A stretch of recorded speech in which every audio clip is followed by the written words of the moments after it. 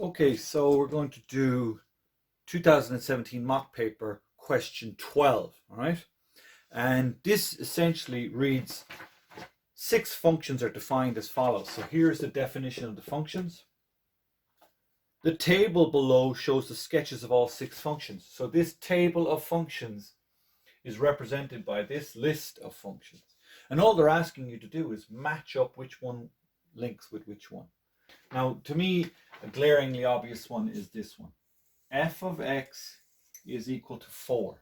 Okay, if f of x equals 4, this just means y. Remember now, the f of x or the g of x or the k of x, it's just another way of saying y. Y is equal to 4. Now, there's no other x values, there's nothing else. So in other words, y will equal 4. So when you look at an image like this, now they did not give you 1, 2, 3, 4. They didn't give you that, but it's a constant 4, okay? So anytime they make y equals 4, that's a straight line through at 4. This one now links to that guy there. Okay, now I'm going to go for the next easiest one, which is here, okay? Now again, it is linear. Linear being it's a straight line. There is no power on the x, okay? And also the x is not in the power. So it is just some number multiplied by x, okay? Now, if we think of y equals mx plus c, that's the original generic formula for the equation of a straight line. Now, when I look at this guy, remember now that k of t, that's just another way of saying y, okay? The m in this case is right there. It's a 4 over 5 x. And then plus c, well, there is no c. They didn't give it to us, so it's plus 0, okay? So c here is 0, okay? There is none. So the clue would be the slope is 4 over 5, okay? 4 over 5 means a rise of 4 and a run of 5, okay? Up 4 and across 5. Up 4 and across 5. So does that look about right? Up 1, 2, 3, 4 and across 1, 2, 3, 4, 5. Okay, my scale is not quite exactly accurate, but that's it. Up 4 and over 5, there's your rise and run of 4 over 5. Okay, those are the 2 linear ones. And now we're going to move on to 1, 2, 3 U-shaped or N-shaped curves. So U-shaped or N-shaped curves are usually quadratic, okay? Now, what do I know about a U-shape versus an N-shape? A U-shape is positive and an N-shape is negative. So when I look at those 3 drawings, because he's N-shaped, it is a negative quadratic. Because those 2 are positive, are U-shaped, they're positive. Okay, so by default, I will be able to find this one very quickly. Which one of these is negative? Well, first off, I have to identify the quadratic ones. So there's a quadratic, and there's a quadratic. 1, 2, and 3. Why? Because of the x to the power of 2. X to the power of 2. And this x, yeah, he's trapped in brackets, but when he gets multiplied by another x, he will be to the power of 2. Now, let's go for the hard one first. Is that x positive or negative? Well, he's positive, and when he gets squared, he will still be positive. So this is a positive quadratic, which means he's one of the 2 u's. Don't know which one yet. Is he positive or is he negative? He's positive, so he's one of the 2 u's. This one, there it is, x squared with a negative in front of it. He's negative, then this one is the N shape. Okay. All right, now let's look at the next 2. Okay, so these 2 here are one of the U shapes. And if you look closely at the 2 U shapes, the bottom one comes down, touches the x line once, and goes back up again. So it comes down, just touches that x line, and comes back up again. The other one comes down, crosses over, and comes back up again. Now, what you should know about factorizing, when you take, let's say, this guy, and I factorize him, you get an answer out, and usually your answer breaks down into 2 sets of brackets, okay? And that's the factor of one of them, and that's the other factor, okay? And those factors are where it crosses over here and here, okay? And if I look at this guy, he has the same factor reoccurring, x minus 2 to be squared. Well, I could rewrite that by rubbing out the square and writing it like this, x minus 2. X minus 2 multiplied by x minus 2. And now those are the factors of this quadratic, okay? And they repeat. And the reason they repeat is because they are the same, and you have the same factor, which means you only come down, you touch your x line once and come back up again, okay? If I was to factorize this equation, I would expect to get 2 different factors, okay? And the 2 different factors would indicate that that crosses the x line in 2 places. So 1, 2. Whereas this one, yeah, I have 2 factors, but they're the same as each other, so it just comes down and touches once. So going to take this out now and call them a square again, just so we're back to normal. This one relates to question that image, and this one relates to that image there. So then by process of elimination, 2 to the power of x, which is where the variable is the power, okay, that is a quadratic, okay, or sorry, it's an exponential, okay, so this one now relates to that image there, and that is the image of an exponential, which you should also be familiar with. Okay, so this is part B to question 12. So this part reads, let f be the function f dot x goes to 2x squared plus 9, where x is an element of the real numbers. Find the value of x for which f of x is equal to 9x. Okay, a really complicated written question. Really tricky to read that. What are they asking me to do? Now, I just want to show you this. F dot x goes to that. That is just another way of saying y equals all of this. F of x is equal to that is just another way of saying y equals all of this. Okay, so both of these things here are equivalent to y equals. Now, if both of those two things are y's, and they are both equal to that and that, then it's perfectly acceptable for you to say that this equals this. Okay? You can just as easily say 2x squared plus 9 is equal to 9x. Okay?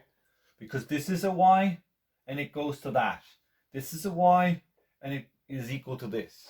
And the question says find the value of x for which this is equal to that. Okay? Now, you could get into the imagery of it. Or essentially, the imagery, this is a quadratic, okay? So it'll look like a U-shaped, okay? And this is linear, so it'll be a straight line of some sort, a slope of 9, so it's going to be quite steep. It looks like this, okay? So what happens is, the linear one is crossing the quadratic in 2 places. And what they're asking you to do is find out those 2 places. The simplest thing to do is make them equal to each other, because the only place where the x value is the same is where they're equal to each other. So you make them equal to each other. Now, if I gave you that, I would expect you to be able to figure this out. I thought that was tricky, but I would expect you to be able to figure this out. And what you would do is you would write all the x's on one side and you'll make it equal to 0. This is 2x squared minus 9x plus 9 equals 0.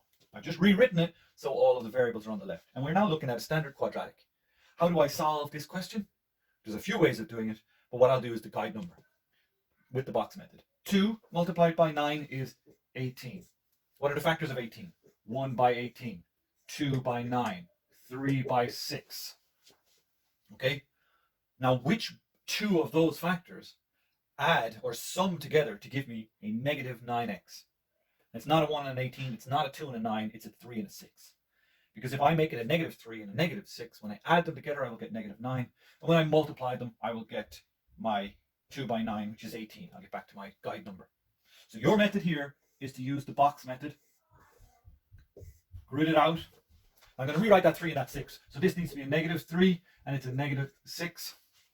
Okay. So what we'll do is in the diagonal, we will put the negative 3 in and the negative 6 in. And they're both x's. Because essentially what we're doing is we're replacing the negative 9x with that 3 and the 6. Okay, so it's a negative 3x and a negative 9x. When I add them together, I get negative 9. I've changed nothing. I write that 2x down, okay, and I write the 9 down here. Okay, so this is your box method. Now I'm a little bit tight on space here, but you'll be able to see it. I'll just box it in. Now what I need to do is to create the factors, okay? So what can I pull out of the 2 of these that's common? A 2 and an x, okay? And then I'll have a single x here, because what do I pull out of the 2 of those? Let's just check. 2x multiplied by x is 2x squared, okay? 2x multiplied by something gives me the 6. Well, it's a negative 3. 2x multiplied by a negative 3 gives me a negative 6x. Okay, something multiplied by x is negative 3x. Well, it's negative 3. Negative 3 multiplied by x is negative 3x. And negative 3 multiplied by negative 3 does equal a positive 9. So that's just to check to see am I right. So in this method, your factors appear here and they appear here. Okay, so the first one is x minus 3, write it in brackets, and the second one is 2x minus 3, put it in brackets. Those are the two factors of our original quadratic. Okay, now what does it say? It says in the question, find the value of x. So it wants a value of x. Well, what you're able to do is you're able to make each factor equal to 0. Okay, so what you'll do is you'll say x minus 3 equals 0, x equals 3. 2x minus 3 equals 0, 2x is equal to 3, x is equal to 3 over 2. So I have two answers. I have an x is equal to 3, I have an x is equal to 3 over 2. And I'm finished for that question. Find the values of x for which f of x is equal to that.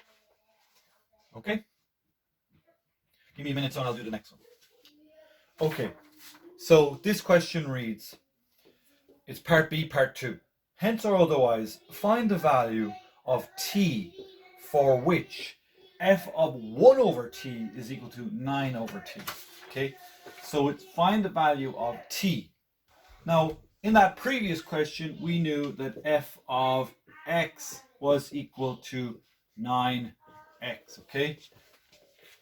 Now, what they've done is they have replaced the x with a 1 over t, okay? That to me says x is equal to 1 over t, because that's what they've done in that question. They have replaced the x with the 1 over t. You had to spot that. And that means that x is equal to 1 over t. So if I now know that x is equal to 1 over t, and it says in the question hence or otherwise, now that's usually in reference to use the previous part of the question to help you solve the next part of the question. So how am I going to use the previous part of the question? So I wrote down the previous answer to solve this new one. Now the previous answer is x is equal to 3. Well, I also know that x is equal to 1 over t. So that means that 1 over t is equal to 3 by just swapping out the x for a 1 over t. And I'm going to do the same here. X is equal to 3 over 2. Well, that means that 1 over t is equal to 3 over 2.